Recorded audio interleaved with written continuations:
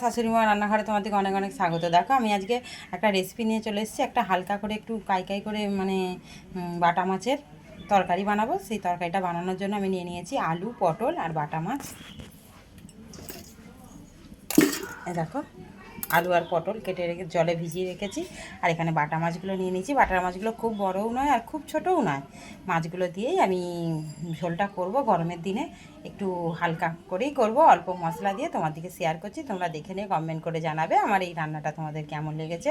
আর রান্নাটা করার জন্য আমার বেশি কিছু মশলা লাগবে না, লাগবে একটু আদা বাটা, একটু টমেটো কুচি, হলেই হয়ে যাবে। আমি তোমাদেরকে পুরো ভিডিওটাই শেয়ার করে দেবো। তোমরা ভিডিওটা দেখে নিয়ে কমেন্ট করে অবশ্যই জানাবে আমার এই রান্নাটা তোমাদের কেমন লেগেছে।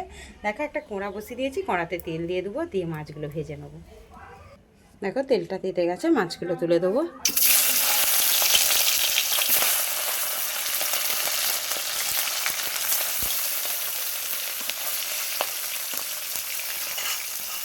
মাছগুলো ভেজে নিয়ে তোমাদের আবার শেয়ার করবো। দেখো মাছগুলো ভাজা হয়ে গেছে, ওই তেলেতে এবার আমি পটলগুলো তুলে দিচ্ছি।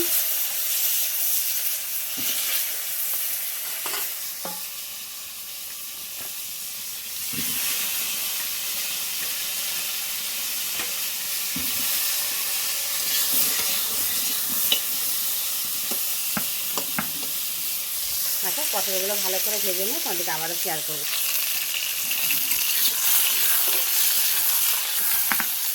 দেখো পটলটাকে আমি খুব ভালো করে ভেজে নেবো, আরও একটু ভেজে নেবো। পুরো পটলগুলো যেন মচমচে করে ভাজা হয়ে যায়, তাতে পটলের স্বাদটা সুন্দর হয়। সেই জন্য পটলটা ভালো করে ভেজে নেবো। দেখো পটলটাকে লাল লাল করে ভেজে নিয়েছি, আলুটা তুলে দিয়েছি, আলুটাও ভেজে নেবো। দেখো আলুটাও ভেজে তুলে নিয়েছি। কড়াতে আমি আবারও তেল দিয়েছি, দিয়ে দেবো জিরে ফোড়ন।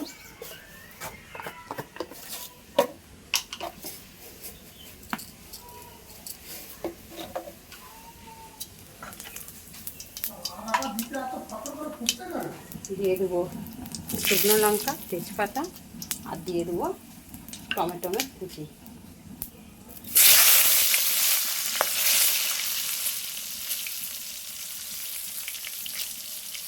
টমেটো কুচিটা দিয়ে একটু নাড়াচাড়া করে নিই। দেখো এই তেলেতেই আমি দিয়ে দেবো আদা বাটা।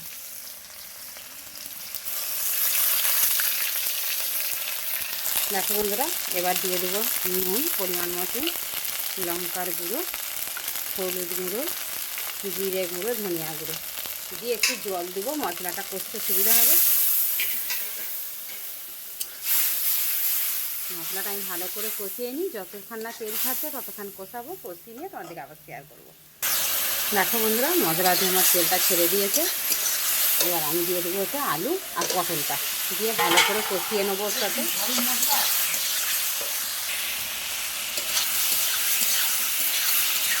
দেখো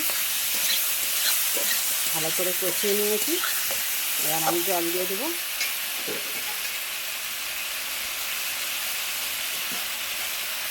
যেহেতু আলুটা একটু বড়ো সাইজের কেটেছি, তাই একটু জলের পরিমাণটা বেশি দেবো, সিদ্ধ হতে সময় লাগবে।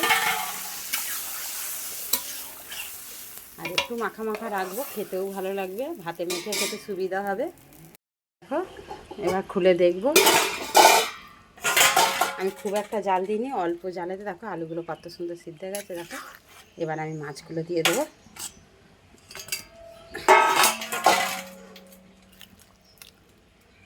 দিয়ে মাছগুলো দিয়ে কিছুক্ষণ হতে দেবো।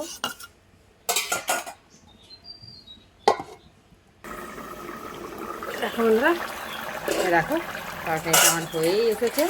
একটু মাখা মাখায় রাখবো, খেতে ভালো লাগবে ভাতে মেখে। এই দেখো ঢেলে নিয়ে তোমাদেরকে শেয়ার করছি।